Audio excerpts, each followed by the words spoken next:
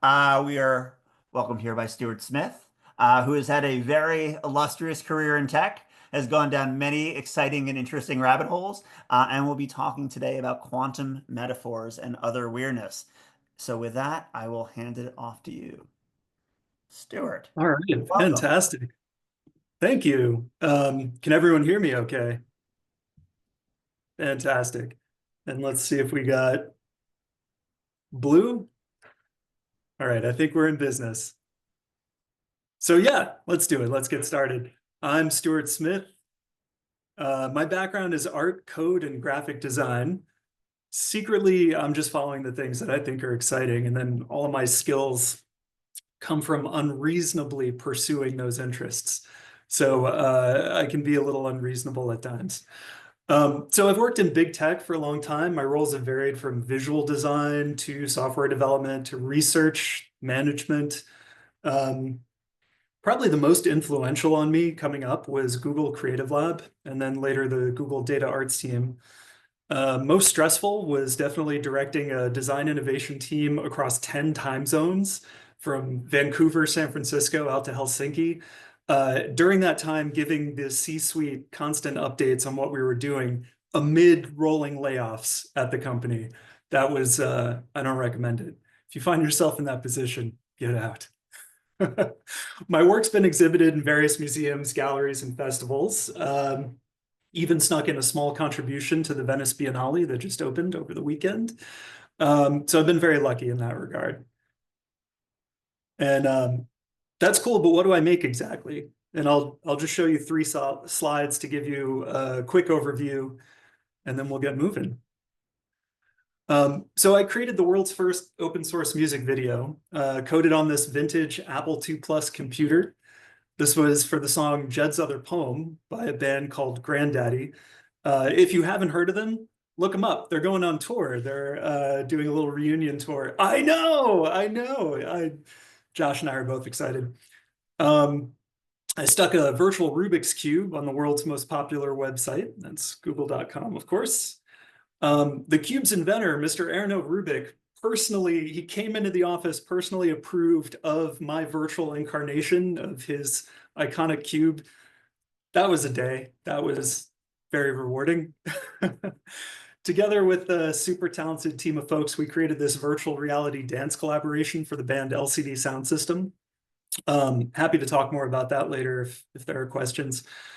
Fans would record themselves dancing in VR, and then that would become the experience for the next people checking out the music video. So you could dance, record your dance, leave yourself in the video. It was a lot of fun. I said 3 slides. This is a bonus 4th example. This is with Yale University's Quantum Institute. I created this interactive public artwork that uses quantum error correction algorithms that were developed at Yale to react with light to the movements of visitors. So observing the process changes it, so to speak, or put into reality, really. So those were some work highlights. It's worth noting before we go on, and I felt a little bad about this, Josh. When Josh and I started talking about me doing this, I was still working for Unity on their Muse products. So Muse is Unity's suite of AI tools, beginning with this flagship LLM Muse Chat. So I was very deep in the AI hype, but I've left a lot of that behind recently, and I co-founded the Advanced Projects Group, or APG for short. So our work and clients are mostly confidential. I like to describe APG this way. We make magic with companies you've heard of for projects you wouldn't believe. And so, so far that's been across aerospace, quantum computing, artificial intelligence, and fine art. So it's a mix, and it's a fun mix. One client described our work as both beautiful and physically accurate, and that feels like the exact intersection we're going for, creatively pleasing and firmly grounded. So just to keep things loose, we also go by the name Apogee, which is what APG sounds like when you say it 10 times fast, or when you lose half the letters. All right, that's enough introduction. Let's get to it. So there are 4 topics I want to touch on, and I'll spend a few minutes on each, that is not enough. I'm just kind of lightly hitting some things that I thought were weird or quirky. So please, if there's something that you're like, wait, what was that? How did that work? Bring it up in the Q&A. It'll be fun for me. So I'll show you a few work slides. I'll show you a few hobby slides, random thoughts. I want to demonstrate some multidisciplinary thinking and thinking across art, code, and design. And I can't, it'd be so fun. I want to show you some of the things that we're doing right now.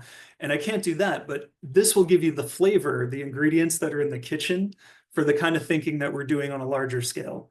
If we're both lucky, maybe that'll inspire some future work of yours. And if you think quantum computing sounds cool, you're in luck, because you're going to come away from this with a little bit more understanding about things like superposition, qubits, and whatnot, uncertainty. And then we'll do some Q&A. So how's that sound? It's good. I like the thumbs up. All right. First topic, performative hacks. What do I even mean by that?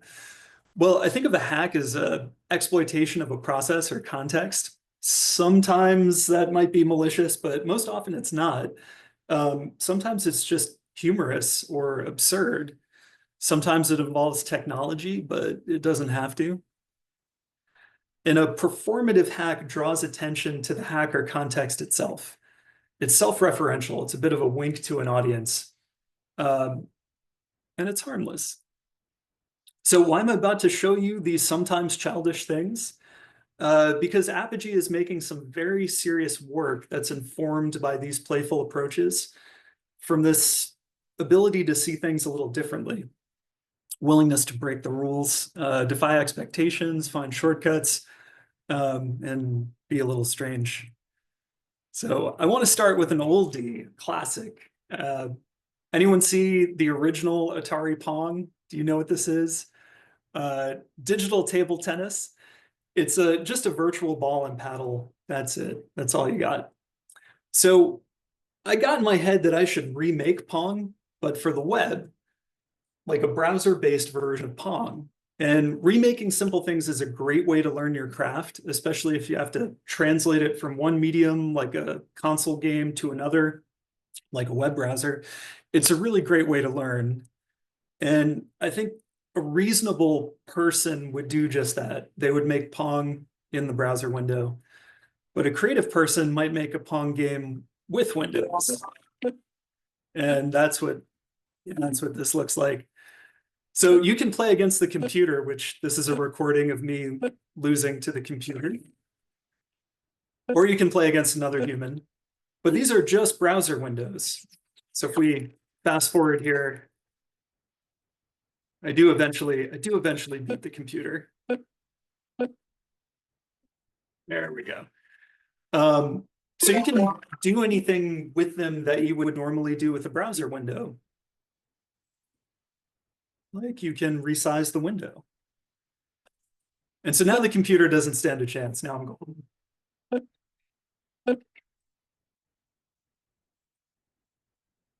Just to prove the point, here we go. 110. That's pretty good. But this one's my favorite.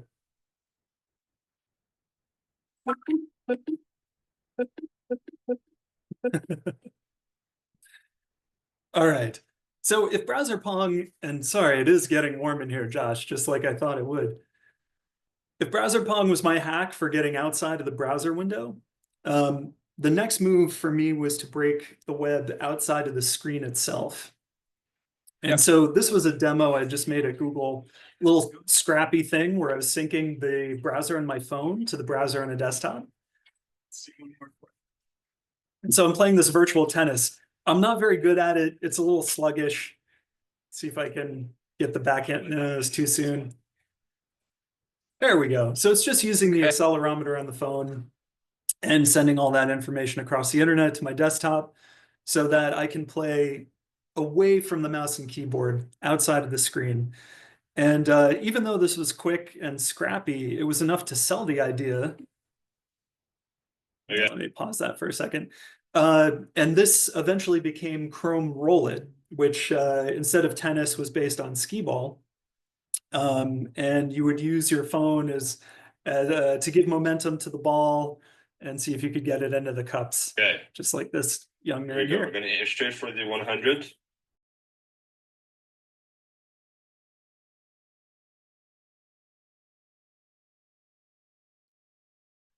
Does he make the shot? We'll never know. So that was browser pong. What was that mute window about, Josh, that popped up? It said something about unmuting. Oh, okay. The host would like you to unmute. That's all right. So moving on, Yale AdSense. Sometimes performative hacks do have a higher purpose, sort of. A lot of folks have heard of Yale University, of course. This is Yale's website.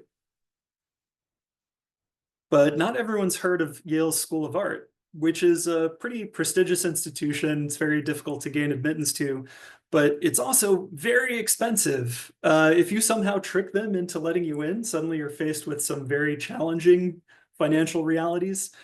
Me being the dope that I am, I just floated the whole thing on student loans. So that was something. This is Yale's School of Art website. It was, and I think continues to be, way ahead of its time. The website is a wiki. That's why it looks like this. That's why it's chaotic. If you are a student, faculty, staff, you have access to being able to edit the content of the School of Art website. And this was put live, this launched well before like most social media that we're aware of, and Facebook was still in its infancy, so it's definitely ahead of its time.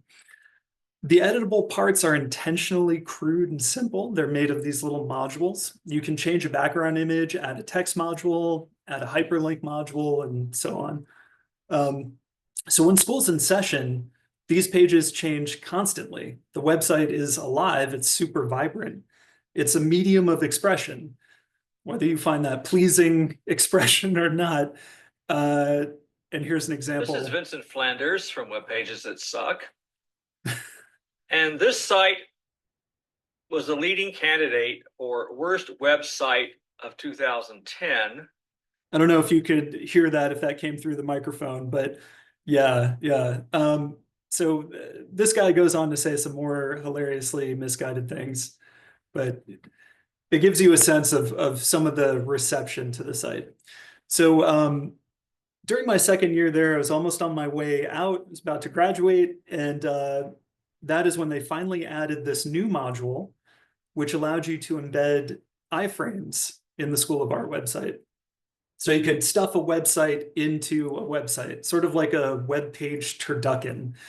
And I thought that was really cool. So like a reasonable person would take this feature and maybe they would put like their favorite designer, favorite typographer's website or something onto their own personal page.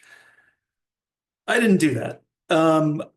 Instead, I signed up for a Google AdSense account, and AdSense allows you to place paid advertisements on your own website.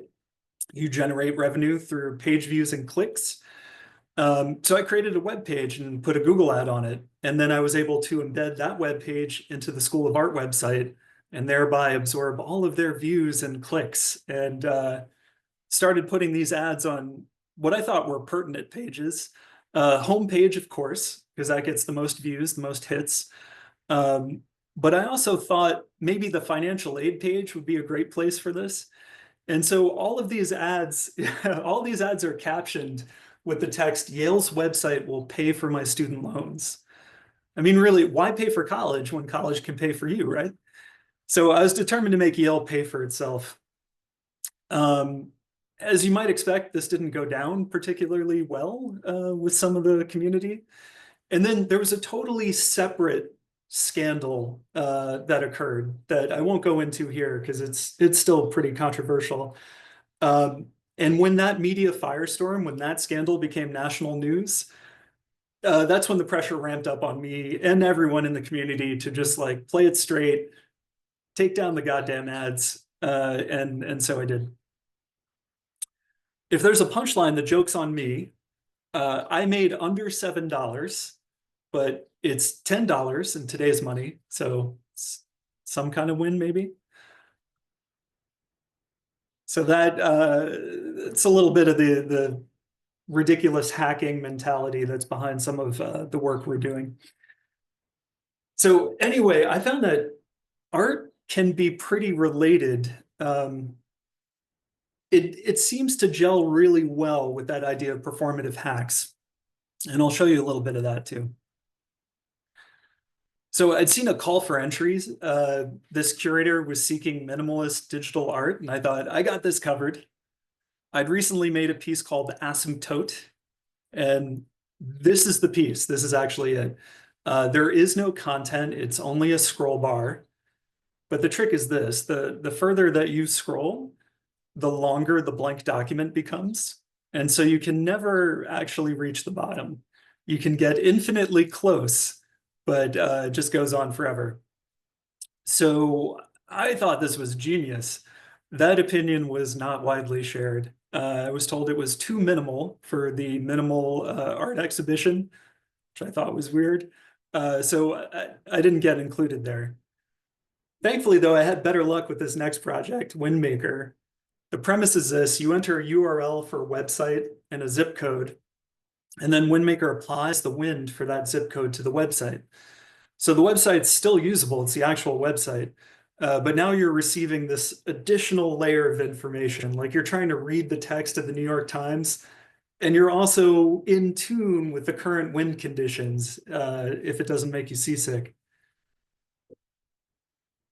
And so here's a little video demonstrating some of that. This one found favor with the MoMA, and it was included in their Talk to Me exhibition, which was pretty fun.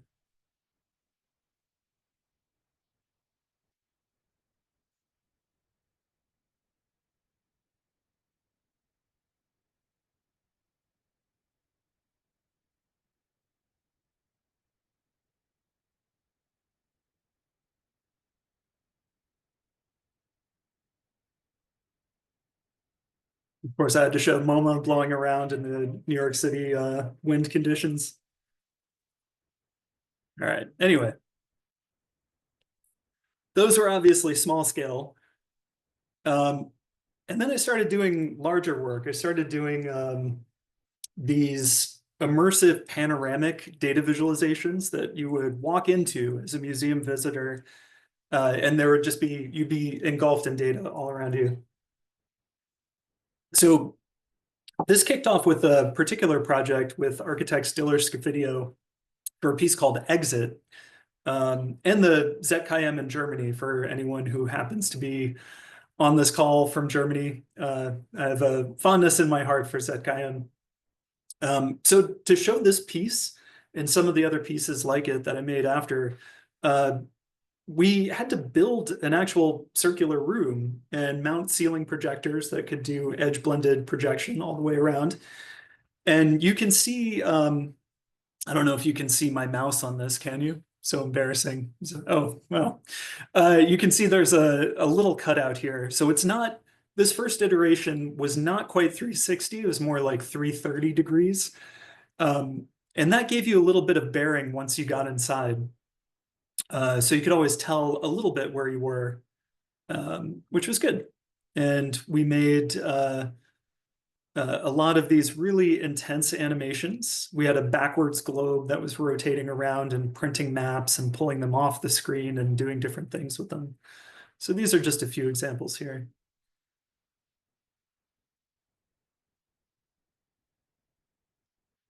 And then a short while later, I found myself actually at ZKM in Germany, making versions of data animations that had no wall cutout. So beneath the screen was just empty floor. And so you would duck in and out to get into the piece.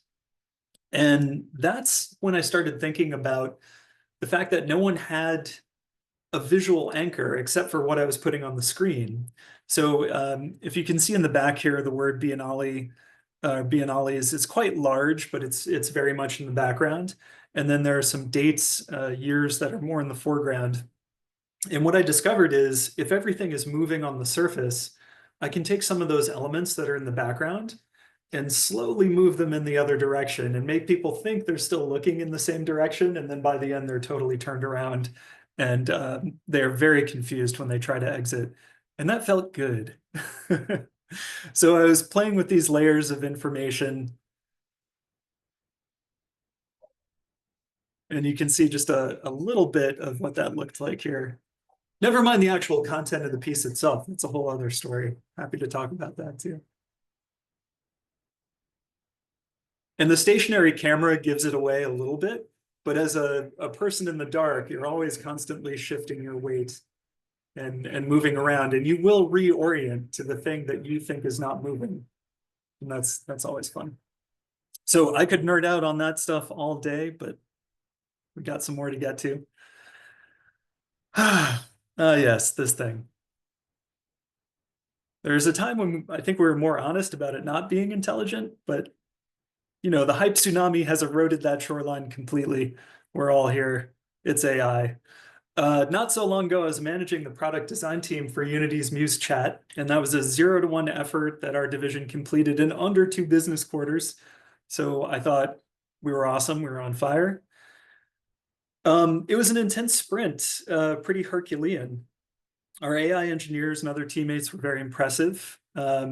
And because I'm a cross-discipline guy, I was able to raise some interesting points, like directing our, and this is so subtle, but it did matter. We were directing our designers to craft a UX that subtly nudged users to always open new chats when they had questions and to never append to an old chat. And the reason was we were trying to fix our licensing with our cloud providers and see how small we could squeeze that context window, how few tokens per minute we could deal with, and still give the users the experience that they want, and make it cost less for us, so there's less cost to pass on to our users. So that's from when everyone was jumping on the AI bandwagon, right? Recently, right? So I'm kind of tired of seeing that stuff. I want to rewind a decade to the early days of commercially useful AI when it was a lot more clunky, and a little love letter writer called Autocompose. So one January, I woke up to discover that somehow I was working at Yahoo and its marketing wing of all places. And some of the core services of this like once great institution were falling apart. Yahoo Mail in particular was a mess. And we'd hired this raft of new engineering talent, but there's that lag time, right? Like everyone comes in and they have to assess the landscape and then they have to figure out how to rebuild. And so we were in that lag time, and we just needed to change the conversation really around some of these products. And so we did. And the way that we were asked to do that, it was January, and we were told that we needed to have something out in time for Valentine's Day, that we were going to do this push for users to rediscover the love of Yahoo Mail. I don't love marketing or that kind of marketing, but it seemed like an interesting uphill challenge. So you really are the tools that you bring to the table in a sprint like this. So there were folks who were saying we should do a series of poster campaigns, you know, ads in the subway, TV spots, celebrity endorsements and things. But I had a slightly different idea, and an idea that goes back to the height of the iSomething craze from Apple. So the era of iMac, iTunes, iLife, the crown jewel, the iPod, iPhone and iPad were still skunkworks projects. And that idea was iQuit. It was this resignation letter generator that I had made in a fit of fury one summer when I was dealing with some clients that I wanted to quit. So your job, your relationship, your friends, get out of anything instantly with iQuit. And this was a real functioning website. You put in an email address and you'd receive a confirmation link and you'd send it. And again, the joke was on me. Every one of my friends that I showed this website to would then send me a resignation letter announcing we were no longer friends, which was actually kind of awesome because the letters and the testimonials are ridiculous and still make me smile. You can, of course, read them on your own. So here's one of those sample emails. It's very formal and kind of like stiff, but It is generated on the fly from a corpus of many different kinds of sentences that all have to fit together. And this is not machine learning. This was too early for that to be viable. This is really just juggling arrays of text. But it turned out that was still useful. And that's when it hit me for this campaign that was supposed to be out in time for Valentine's Day. Writing love letters is hard. Let us do it for you. And that was the basis of autocompose. And so it would write these love letters in Yahoo Mail itself. You could recompose, you could edit it yourself, or you could just hit send. And I had created this other interface for a copywriter, and it's kind of its own programming language, so that she and her copywriting entourage could get together and just bang out all sorts of opening lines, closing lines, and whatnot, and then get a sense of if they read properly together. And they did. And it was great. It changed the conversation around Yahoo Mail for a while. People were in on the joke with us, rather than talking about how much the servers kept going down. So that's great. Mission accomplished. It did its thing. But because it was a success, and such a success, immediately everyone wanted to know what the sequel would be. Yahoo had recently acquired this small AI startup called Sumly. And Sumly's thing was it would take news reports aggregated from different sources and make a short summary for you and link you out to the real deal. But it was a way that you could just kind of scroll through, get a little more content than the headlines, and feel like you're up to date. And I thought this was pretty cool. I had not played with this technology before. So I started learning everything I could about Markov chains and word2vec and all of this early AI stuff. And then I was able to take that and craft it into a patent for the sequel, for AutoCompose 2, where the gist of it is to read the corpus of your personal emails between yourself and someone that you're intending to send to. And then it could draft an email for you in your tone of voice that you have with that person. For instance, the dialogue that you have with like a sibling is going to be different than your boss. And it would just pick up that context automatically. So I was pretty proud of that and proud of getting that patent. And then about 2 years later, Google did the same thing. And instead of AutoCompose, they called it Smart Reply. I'm not saying I invented Smart Reply, but, let's move on. I wrote all about it in this essay called The Charm Offensive. So if you're curious to know more, it's all in there. And, oh boy, I'm going to take a swig of water for this. I have something that may be a little controversial to say. And maybe it's because I was in the AI game for a long time, or I was learning McCullough-Pitts neural network firing equations. That's like how long ago. Anyway, I don't know, maybe I'm just an old man yelling at clouds, but I feel like AI is boring. I know that's controversial. I look forward to your letters. We can move on. But do you know what's not boring? Do you know what like really excites me? Quantum computing. That's like really, really exciting. I can't believe the universe works this way, and I'm still head over heels about it. And I'll go into it a little bit. So the field of quantum computing requires different disciplines. This circle represents physics. This is all the knowledge about how the universe actually conducts itself.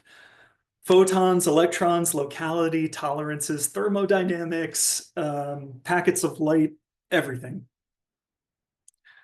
And over here is just the computing part. This is just the pure math logic. This is just computer programming. This is using algorithms to juggle data. You don't need to know anything about electrons or superconducting or any physics. That might upset people who do understand these two oceans of knowledge. But like to make a website, you don't have to know how electricity works, right? And it's the same kind of deal.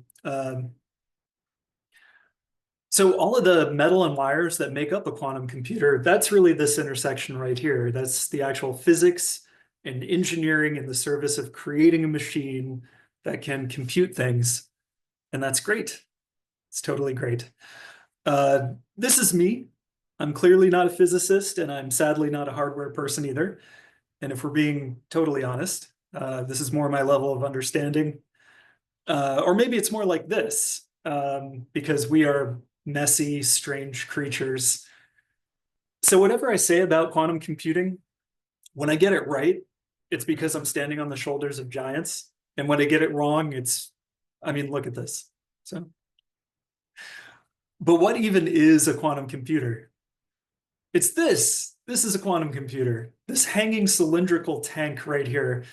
There are different sorts of quantum computer architectures. There's polarized photons, trapped ions, superconductors, whatever. Right now, superconducting quantum computers, like you see here, are the most popular kinds. This is like IBM, Rigetti, Google. But they require extreme cold to function. So what we're looking at here is a refrigeration tank. And here we see someone servicing the parts of what's called the golden chandelier. And this is what's inside that tank. And here's a glamour shot of a golden chandelier. I'm told that there is some actual gold plating in there somewhere, but it's mostly copper. I still think it's beautiful. And the actual computation happens right here on a tiny quantum chip that sits at the very bottom of that chandelier, the coldest part of the fridge. So just to be clear, this stuff doesn't do any kind of magic. Like, reality is already quantum. We're just too big to really experience it. And so we have to build these really intricate machines that all they do is reflect the nature that already exists. So there's not some kind of weird, mysterious thing happening here. It's just nature. All right, so a quantum computer, you may notice, it doesn't seem to be like a normal computer. Like, there's no mouse or keyboard or monitor or anything. It's a computer, but not in the way we use the word today. So it makes more sense to think about quantum computers as graphics cards. So if you're not familiar with graphics cards, this is one right here. You slot it into your motherboard. It handles all the complex graphics rendering. So if you're doing a lot of like movie rendering or high-end 3D graphics or whatever, probably concerned about your graphics card. We never use the phrase graphics computer, although that's really what this is. It doesn't have its own keyboard. There's no mouse or trackpad or microphone or webcam or whatever. It's just the computing part. And that's the parallel situation here. So instead of slotting this into your motherboard, you have to hook it up to a full-on computer. And then companies like IBM or Google or Amazon, you log in through the cloud and you send commands to run on this thing, and it just pings you back the results. So this is what they look like, and that's how you use them. The idea of doing something on the cloud is also not new. So now I think you have a little bit of understanding of like, what is the physical thing. And I realize I'm running over, so I'm jumping ahead. So why quantum computing at all? Like, why build these machines? Well, consider a dog. Another controversial statement. I personally don't like dogs, but most people seem to. So anyway, consider this dog. Dogs bark, that's what they do. But dogs are highly trainable. So like, if you put a tremendous amount of effort and time into this, you might be able to train a dog to do some sort of pitiful imitation of a meow. It would be ridiculous, but it's probably possible. Or you could just get a cat. Cats meow, that's what they do. Dogs bark, cats meow. Why am I talking about this? Because different hardware is suited for different kinds of problem solving. So like your CPU or your graphics card, those are slightly different architectures, and they do different jobs better than the other. And quantum architecture is just a different kind of hardware, and it solves different kinds of problems better. It's things like unstructured search or simulating quantum nature and things like that. So that's where quantum wins. And how did I get into this racket? How did I become so excited about this stuff? I was just minding my own business, designing and coding virtual reality environments for work. I thought quantum physics sounded cool, but I couldn't make sense of it because I'm not educated in this stuff. I studied art. But then I caught Andrew Helwer's lecture on simulating quantum circuits. It's on YouTube, so if you're at all interested, check this guy out. His talk was titled Quantum Computing for Computer Scientists, which he was really aping his favorite book on the subject. And suddenly this all started to make sense. It's to simulate or understand what quantum computers do, you're just multiplying matrices together. That was a little painful for me because I had to relearn some high school linear algebra. But if you're doing 3D work, you're already exposed to this stuff anyway. And that's how I was able to start to make the leap, is all the VR work I'd already been doing. So then I had a really unreasonable thought, which is, I bet I could build my own simulator. And so I did. I created Quantum JavaScript, or QJS for short. It's this website, but not just the website. It's a drag and drop circuit composer interface, the underlying quantum state simulator, the entire open source code repository, plus API for making use of it, concept primers to help teach you what this stuff is, and the documentation for the API, because what good's a library if you don't know how to use it? So that was me just being a little too creative. I happened to be working at Amazon at the time, and Amazon was secretly assembling their own quantum computing service. So it would eventually be called Bracket. Before Bracket even launched, I got to check it out, and I got to plug my interface into their Jupyter Notebook environment. Anyone here who's way in AI has had to play in Jupyter Notebooks. And so I was able to drive real quantum hardware by just injecting my interface into their stuff. And so here I can just drag and drop the circuit together, and it's rewriting the Python code below, which eventually gets run on actual quantum hardware. So that was a lot of fun. I never really got to finish QJS though. The pandemic hit, and I think for most people that meant like a break from, I don't know, going to the office or whatever else. I was working remotely anyway, and suddenly now like the whole family is home 24/7, and there was no room to have this little outlet. So QJS is sort of frozen in time. It is open source, so if for some reason you want to take that on, have at it. And now I'm in the home stretch here, in case you're worried about the clock. So that, thankfully, it wasn't the end of my quantum journey. I was very lucky to join the Yale Quantum Institute for a one-year artist residency. Those folks, the student, faculty, and staff, are just wonderful to be around. Special shout out to YQI's managing director, Dr. Florian Carl. If you watch this, you make magic happen. And so that's how I was able to make this piece on New Haven's Green, this public art piece that uses the latest in quantum error correction algorithms. So that was really cool. And even though that residency is over, we got on well, and I had a new idea. And so we're working on something for August called Quantum Choir. So stay tuned for that. And so let's end by just taking a closer look at some of those quantum concepts, and we'll wrap this. We already mentioned the quantum computer being more like a graphics card than a laptop, and that different kinds of hardware are better for different kinds of problems. And so let's try another one real quick. This has to do with the uncertainty principle. You might hear uncertainty and think, like, are we just missing a piece of information? Is that what the uncertainty is? That is not the deal. Sometimes you can construct a situation where there is no answer. And so if you look at these tiles and you imagine that this is a black and white checkered tile floor, if you look, there's some grout between these tiles. Imagine a perfect tile floor with no grout. All the tiles are flush against each other. Can you imagine that? This perfectly abstract tile floor. Now tell me, at that intersection, are the black tiles touching at the corner, or are the white tiles touching at the corner? And there is no answer.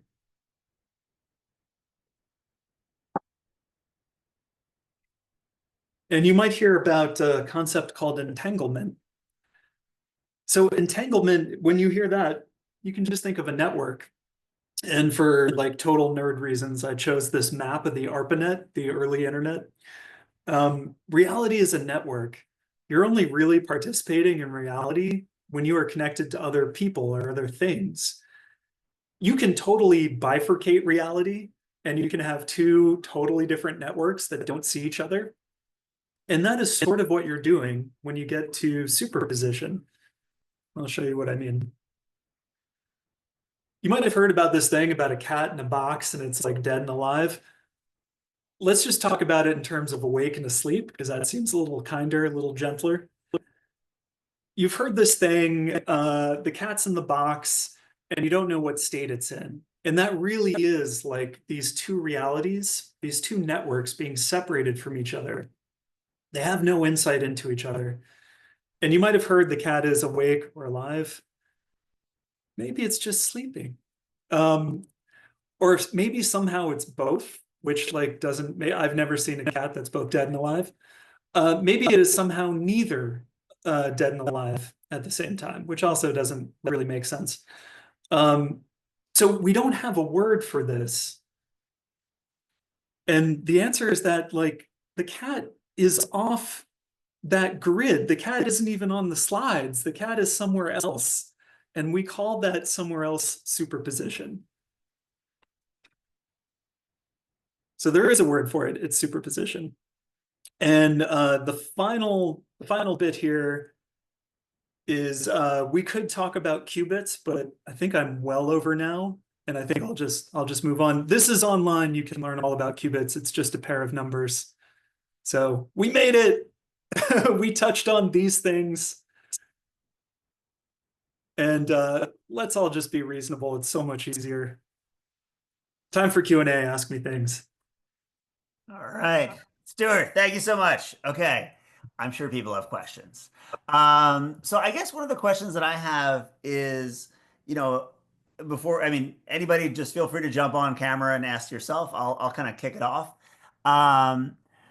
What do you see as like sort of the most practical applications right now, or like the day one sort of applications for quantum computing?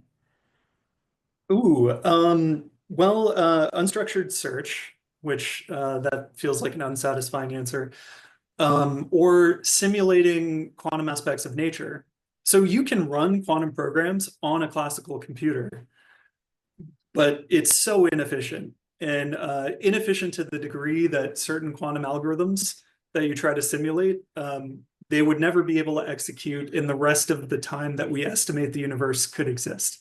Like, so when it comes to problems like that, it's quantum computing all the way. A lot of people like to mention factoring numbers because that could upend all of our security and finances. That's kind of true, but I think that's really exciting academically. But I think that a lot of folks have been implementing post-quantum cryptography already, and there are ways to combat that and keep the world safe. So. All right.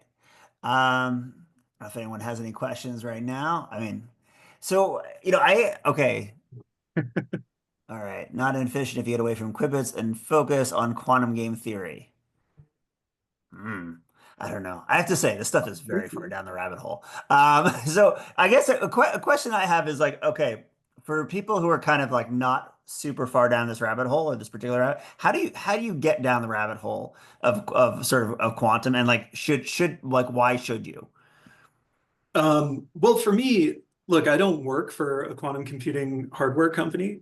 Yeah. I don't have to worry about the commercial value of this stuff for the Yeah. most part, which puts me in this wonderful position where rather than that, I can just focus on the fact that I think it's amazing the universe works this way.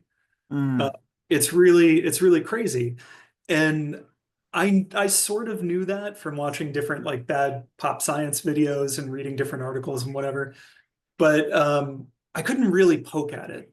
And the way that I got into it was this realization that the math isn't so hard, and I could start to simulate that and understand what it meant. Wait, let me back up. The math is terrible, and the physics part, I don't understand so much of it. But the quantum computing part is simple enough that I could wrap my head around it and start to play with it.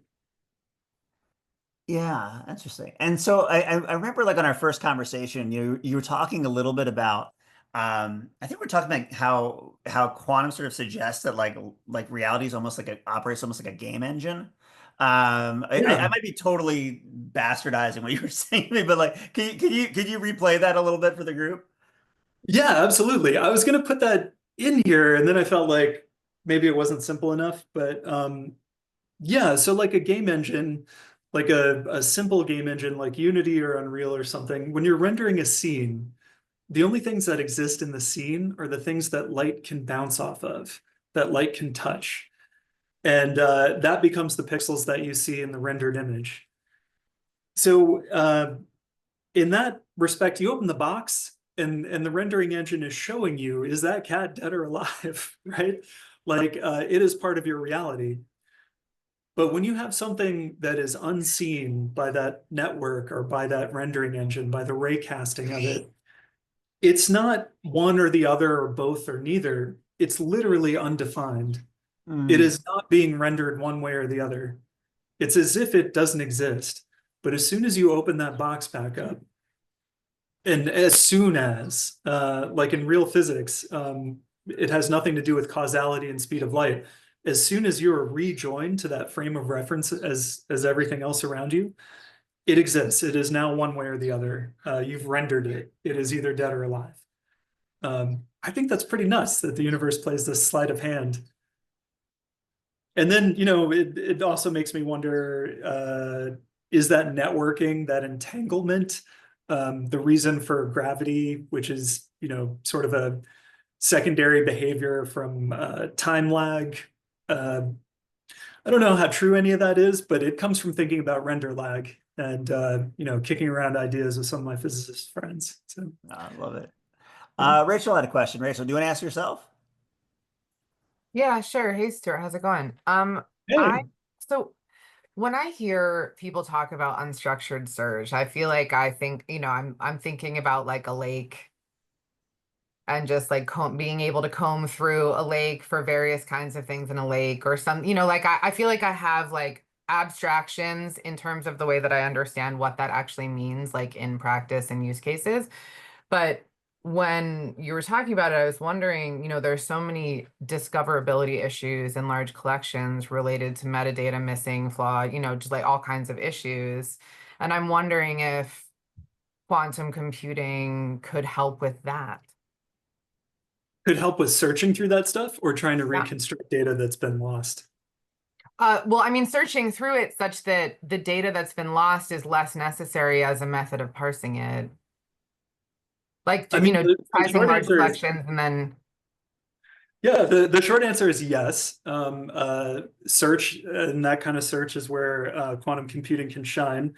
But there's another way that I think about it where anyone here ever played a guitar or a stringed instrument where the string resonates and it makes some sound? So if you were doing like structured search through a guitar, you've heard there are two E strings on this magical instrument, and you know where one is and you're trying to find the other. You pluck the thickest string and you're like, okay, that's the one I know about. And then the next one, the next one, the next one, until you find one that is also an E string and it plays the same note, but an octave higher. That's like structured search. The way that a quantum computer might look at that is to say, okay, so this is the E string that you know about. I'm just going to bang on that string or pluck it really, really, really hard and let go, and then hold my ear up to the other strings. The other E string is going to start resonating on its own. It's called sympathetic resonance, and it'll start to, you'll hear it vibrate. And like that's the trick, is like you're using all of the things that you don't normally have to come in contact with about the way the universe works to have this shortcut where you don't have to go through every little thing. It's just the right thing, the right answer begins to emerge because of the way that you're, well, literally canceling and amplifying waveforms. But All right, interesting. Okay, so I think Phil had a question, then Damien had a question. Phil, you want to ask your question quick? Oh yeah, just quickly, why do you think AI is boring? And have you played with hallucinations at all? yeah, nothing about that excites me. Okay. I don't, I think I've done it. Like I've played with that toolbox, and it was a much earlier version of the toolbox. And like, oh, wait, let me back up and say, I'm not saying AI isn't important. AI is incredibly important. And we definitely need to be using it, paying attention to it, trying to figure out where we're going to go. But for me, just personally, it's like, I know antibiotics and research on antibiotic resistance is incredibly important. Very, very important. That is not what gets me out of bed in the morning. That is like, it's not my passion. It's not what I'm going to spend all day thinking about. I'm glad there are people who do. So I don't want to confuse things and say that like, AI is dumb or like it doesn't matter. It absolutely matters. It's very important, but it's just, for the moment, I'm in this very luxury position where I can kind of pick and choose the things that I think are just excite me personally and I can work on. And I don't know, I've done a lot of AI. Valid. All right, Damien, you have a question? Hi, thanks, Stuart, and thanks, Josh, for putting this on. And I see Justin's non-quantum question, which is similar to mine. I'm actually really interested in your process, your personal process, your creative process, and how you work. You do a lot of, you've explained these projects where I built this Pong thing, which is that the same process of ideation? Do you take notes? Do you sketch? How do you, personally work to generate these ideas and be inspired and then create these things? Yeah. Oh God, I love sketching. I love pinning stuff up. I love physical space. Mhm. I know everything is on your phone and everything can be on your laptop screen, but actually putting things in physical locations feels very important to my process. Something about spatializing them helps me remember. Something about the tactileness of it or the effort that it took to draw the crappy thing that I drew. So even virtual or augmented reality, which uses space to help you remember stuff, that doesn't quite do it for me when it comes to sketching. And as far as like the ideas and exploring those ideas, I really like learning how things work and then finding where it fails a bit or where it succeeds in a way that was not intended and starting to dig in and exploit that. So, I mean, browser Pong is super old, and I was kind of just making myself laugh because I've shown it in talks years ago and then kind of put it to bed and did more serious work with my career. But there was something about that era of like pop-up blockers weren't really a thing yet, and it was very, very annoying. And I was working on websites and people would ask me like, oh God, you're not like making pop-ups and stuff, are you? And eventually I turned that into, yeah, I am. In fact, it's all pop-ups and it's really cool. It's really fun. So I don't know if that begins to answer your question. So there's a little bit of being a bit of an antagonist in this process. Yeah, but I also I worry a little about the word antagonist because it's more like fascination. Okay. There's definitely stuff that I can have been antagonist about when it comes to. I cut out a section where I had a few slides where a few years ago I was speaking on a panel at South by Southwest, and it doesn't matter whether you're attending, you're speaking or whatnot, you have to register online.